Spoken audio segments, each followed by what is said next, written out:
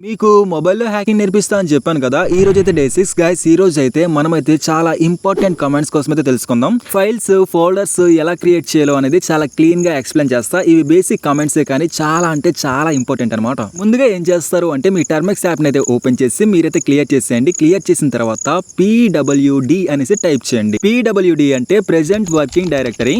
ఇది మనం ఏ లొకేషన్‌లో ఉన్నామో చూపిస్తూ ఉంటదనమాట. ఫైల్స్, హోమ్ అయితే మనకైతే చూపిస్తూ ఉంది.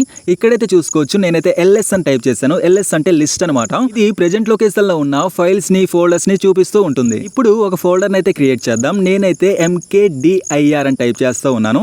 టైప్ చేసి మనకు నచ్చిన ఫోల్డర్ నేమ్ అయితే ఎంటర్ చేసేసుకోండి.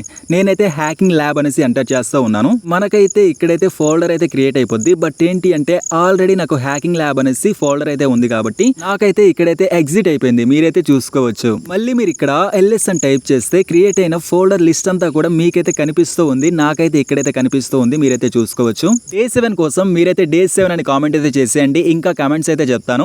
ఎవరైనా ఫ్రీగా ఎథికల్ హ్యాకింగ్ నేర్చుకోవాలి అనుకుంటే బయోలో టెలిగ్రామ్ ఛానల్ లింక్ అయితే ఉంది.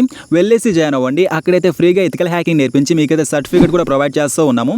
Thank you so much guys. Bye. జై హింద్.